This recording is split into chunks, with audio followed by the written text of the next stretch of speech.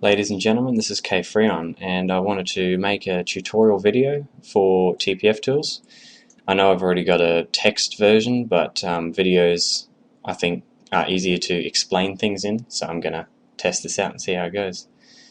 The little bits and bobs, we got the main window, you can ignore that. We got the main TPF window, we'll come back to that, and we have the debug window up here. Most of the time you can ignore this, unless it crashes all the time, which it sometimes does. You shouldn't have to, like I said, you shouldn't have to go over here too much unless you have a problem, so don't worry about that.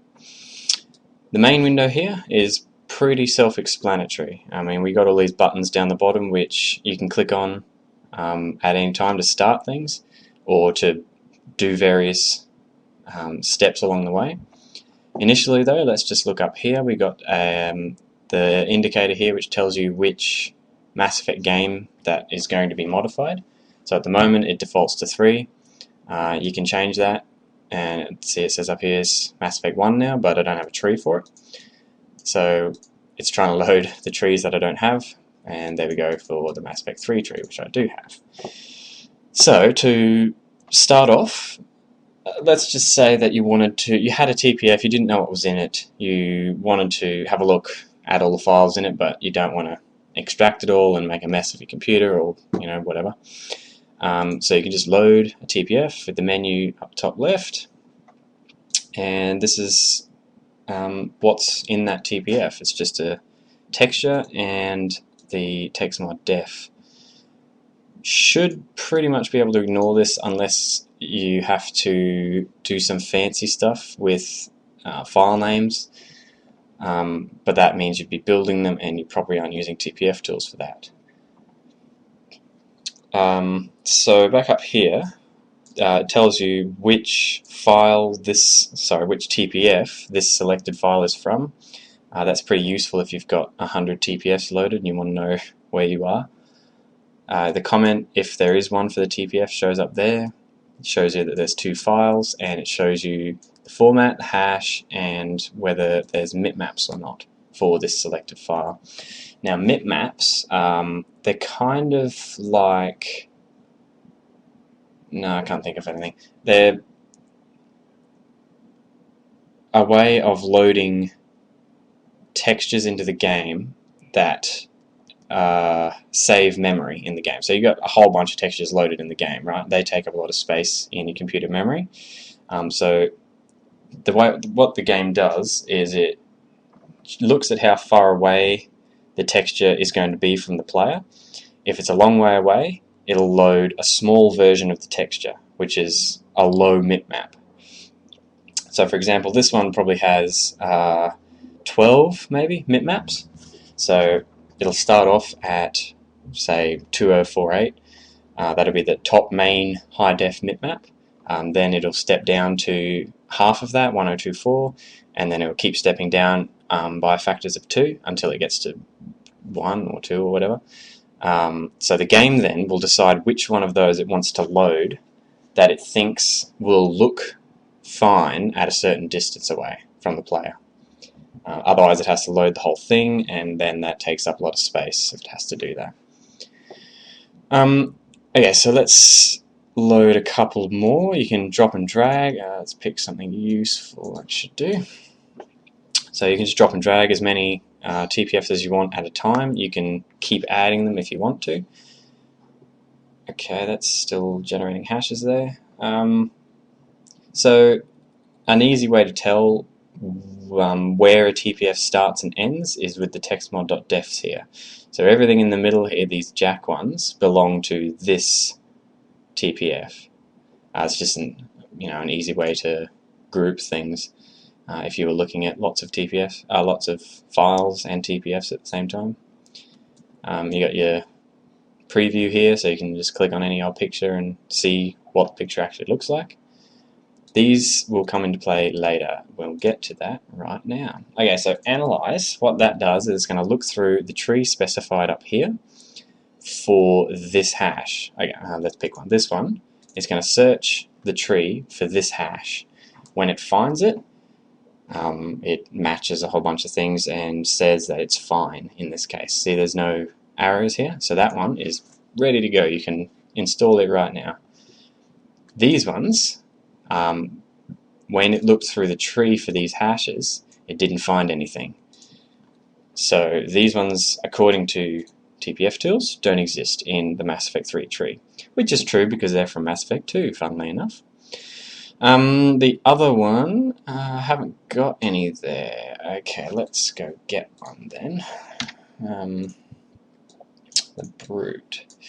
So this one, the MIPs are wrong. So here it says the TPF hasn't got any MIP maps. It's just the top level file. But the tree knows that there has to be MIP maps. So that's an invalid match. You can't install it like that. It's going to ignore them. So if I was to click install right now or save to .mod, it will ignore this. Nothing will happen because there's nothing for it to do because there's nothing else loaded. So you can fix that by just smacking autofix there, and it's basically going to extract them in the background and then fix them with Microsoft's DirectX tools library thing. And there you go. So now it thinks they're fine, which they should be, and this is where they are. So that's where they've been extracted to. Now, something to note, if TPFTools crashes or if you close it or whatever, those files get deleted. So if you fix stuff and then just think that they're going to be there and you can fix a whole bunch of them at once and just collect them later, you can't. It's going to delete them all. So what you could do, I suppose, is you could right-click here, and okay, that's a bit weird. Right-click there, you can go extract, and it'll just pull the file out. It'll pull this fixed file out in this case, because it's the currently loaded thing for this image. You can also go extract and convert. So you can. It tells you there that it's a DXT5. Say you wanted to extract and edit it as a DXT1 or something. You just pick any of these surface formats and then pick where you want to extract it to. The other one you can do is replace. So say you've already fixed one and this was still wrong, or you just wanted to be weird and replace them willy-nilly, you can go replace and it will ask you where the file is, and you it'll overwrite everything that's saved under this entry with the new file. It'll reanalyze and recompare and all that jazz. To note though, if you do that, it won't recompare against the tree because it still thinks that it's the same file. So if I replace this one here, this Reaper Brute armor, with, I don't know, Liara's face or something, it wouldn't complain about that because according to it, it's still the Reaper. It'll just, if you were to install it, you just have Liara's face all over the Reaper, which would amuse me greatly. So you can, you can rebuild. So this rebuild with Textplorer here is a bit magic. I don't really know how it works. Salt wrote that. It will rebuild it, all the valid files here. So all of these ones, these are all valid with some voodoo magic, and it'll build a TPF. When it does, that TPF won't work with TextMod. So it'll work with TPFTools, but it won't work with TextMod. That's why I wrote this one, which is an amusing bit of voodoo magic where it'll take control of your mouse and do all sorts of weird stuff. If you do that, don't expect it to work because, like I said, it takes control of your mouse. It's a bit weird. Windows 8 probably will complain and think that there's hacking going on or whatever. I don't really know. I haven't got Windows 8. But if it works, it'll work with TextMod because it's going to use TextMod to build it. Okay, so now you can save to .mod. It'll only do the valid ones. So these are valid. So invalid is with those the little arrows that pop up here and say MIPS or format or something. That'll just build a normal .mod that everyone's used to dealing with. Install valid will install all the valid textures to the game. That's pretty simple. Autofix and install. Okay, what that does, it's basically a shortcut. It'll do what I just did in one click. So all you have to do is click this one, and then select your TPFs or whatever. It'll autofix them, analyze them, and then install them. and that's it. It'll do all that without you having to click anything. Okay, now these extra little bits here, so let's just go up here. So this PCC's tab here, everything in here, these are the PCCs where this texture occurs, all of them in the game. So a while back, people wanted to modify certain instances of things, so they wanted, actually I can't remember what they wanted, but they wanted a texture to apply only, say, on the Citadel or something, I don't know, but not anywhere else. So you would be able to here select, okay, so the multiplayer map reactor there. So you could change the texture for, what is this, a brute on the multiplayer reactor map or something. I'm not really exactly sure what that will do, but if you know what you're doing, this allows you to specifically edit PCCs. In general, you should just be able to leave that at everything, and it'll install everywhere and all will be well. This one, I haven't got any of them right now, so I'll just go and find some. Okay, so Antarius was asking me about this. If you're comparing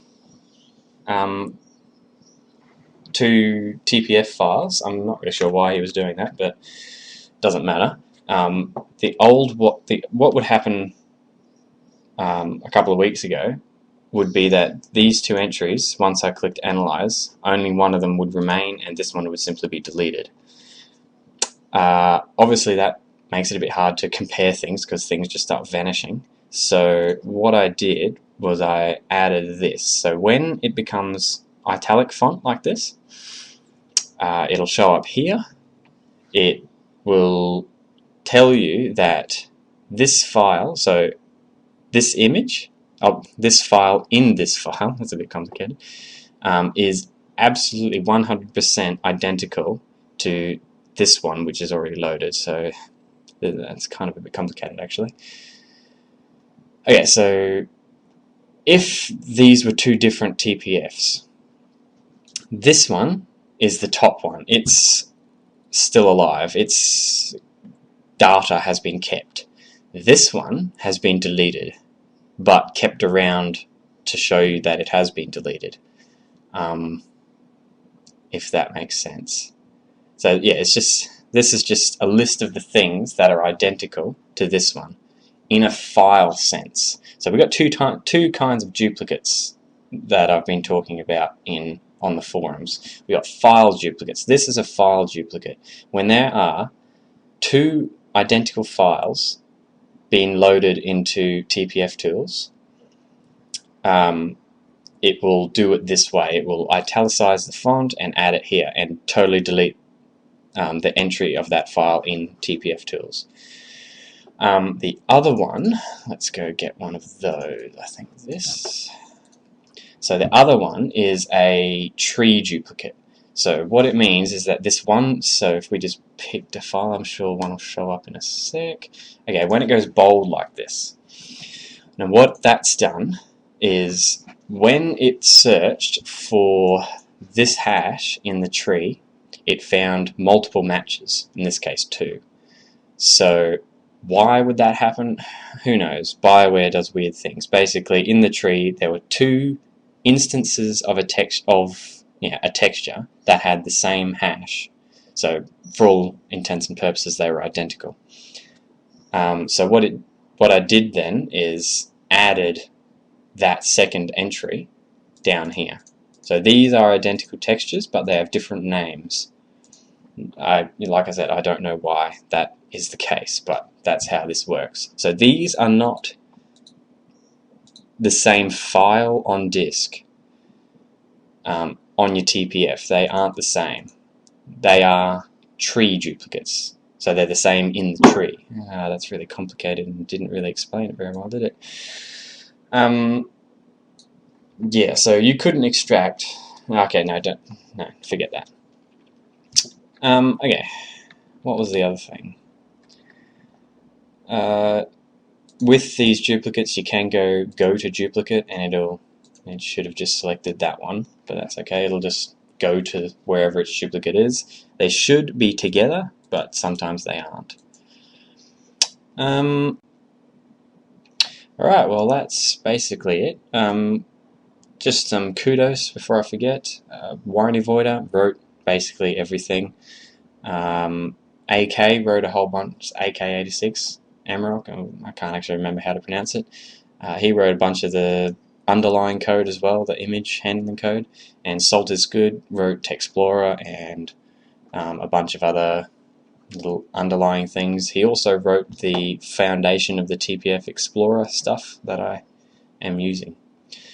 So that's TPFTools basically. You can actually, before I forget, actually, you can delete entries here, so you can just select them and go delete, and they just get removed from the tree, removed from the entries over here.